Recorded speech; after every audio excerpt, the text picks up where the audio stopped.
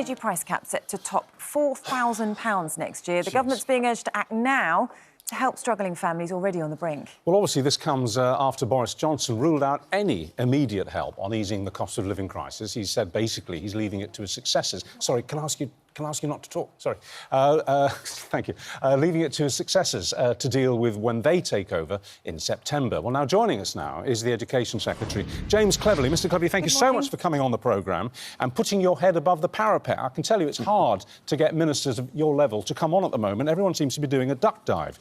Look, the growing impression is, we were saying this earlier in the programme, the growing agreement, generally, is that the government is fiddling while Rome burns. Boris Johnson, as I said, our Prime Minister, is effectively saying, well, nothing to do with me, the other two, whoever wins, they'll sort it out come the autumn.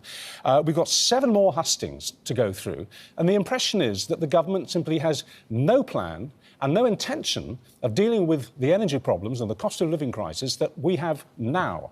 There seems to be a complete vacuum of leadership. We have a Prime Minister who is not acting like a Prime Minister. He's just basically got his feet up. And you've got 2 people fighting for his job who can't even agree to put their differences aside. This was quite clear from the hustings last night. And bang their heads together and come up with an action plan which everybody is calling for now. What is going on with government? Well, the Chancellor of the Exchequer and the Business Secretary are actually calling in the leaders of those big energy companies to knock some heads together and basically hold them to account about what they're going to do with those profits. Now, the increase in energy costs has been driven by the war in Ukraine and a global crunch. This is affecting everyone pretty much across the world. Everyone in the developing world is seeing those energy bills go up. What we need to do is make sure that we have a short, medium and long-term plan. So the Chancellor and the Business Secretary are getting those energy companies in as part of the short-term response. When will that plan be announced? When will that plan be formulated? And when will it be announced? Because we are being told by people of considerable experience and seniority, people like Gordon Brown, who are making apolitical points. They're not playing party politics. And they're saying, we've got Martin Lewis coming on, the economist coming on the show later, saying without any hesitation that if we don't get an action plan in place in the next week or so, that we're going to have major problems in the autumn. Well, our system means that once the Prime Minister has said he is going to stand down, there is a well-established principle, which is that an outgoing Prime Minister should not make very big policy-changing decision. That's a well-established principle. Maybe you should kick that tradition into touch. Maybe you should suspend that tradition because we are in exceptional circumstances. That may be the tradition under normal circumstances. We are not in normal circumstances here. Well, both candidates have said that they will have emergency budgets as soon as they come in. I'm supporting Liz Truss, as you know. She's made it very, very clear that she will be bringing forward an emergency budget. She's already announced that she's going to lift some of those green levies temporarily to ease the cost. That won't be till September. That won't be until the autumn. We're talking about now. Well, as I say, this is what Liz says she will do if she's successful in the leadership campaign. I know you just said that, but you're not answering the point. That's not until the autumn. It's not in the hands of her or the campaign team to truncate this process. I would love it if Liz stepped into number 10 Downing Street tomorrow, but that's not in her gift. So what she is saying is why don't we have a meeting then? Sorry to interrupt, but why don't we have a meeting? Liz Truss, Rishi Sunak, Boris Johnson there as well. You know, they all get together and say, right, you know, one of them is going to be Prime Minister. Why can't they sort out and say these are the measures that need to be put in place immediately to be able to help people? Exactly. Well, this is what will have to happen in an emergency budget. And the point is that in order to bring about changes to tax systems or to financial support systems, we need to have votes in the House. That needs to go through a proper scrutiny process. And I know, you said, Gordon Brown is making an apolitical point. I don't agree with that.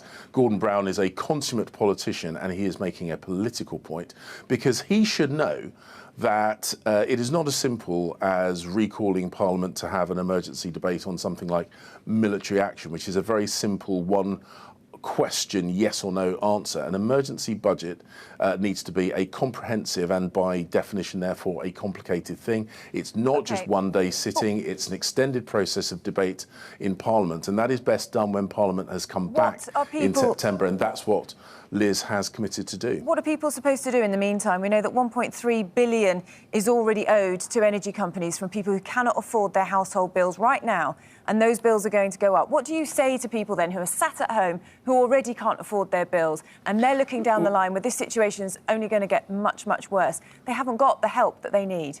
So we have already put in place support packages, and there are other support packages coming online. We heard from someone today, sorry to interrupt, we heard that that was based on the previous... If you keep interrupting, I can't answer. I know, but I just want to make the point that the package that you've put in place was based on previous estimates of the price cap, and we know now that that is going to be exceeded. So that help that you've already promised is simply not enough, is it? So we've already put a support package in place, and Liz has said that she will bring forward an emergency budget to address whatever else needs to be. You're not answering her question. Charlotte asked you and put it to you that the support package that you are now quoting isn't enough because the figures have changed. And Richard, I'm saying that in response to those changing figures, Liz has committed to bring forward an emergency budget. She has also said... You said that takes time. In September, you keep sliding off the point. I'm not sliding off the point. Yes, you I'm are. not able to get to the point, Richard, because you keep interrupting me. Oh, that's not fair. No, that's not fair. No, it is fair. It is fair. No. We can rewatch the tape and we can see which of us has done the most talking in this interview. And the reason I come on... and hold you to an answer, and if you're not answering the question, you will be interrupted. And I'm sorry if that's too hard for you, but that's how it works. And I will repeat the point.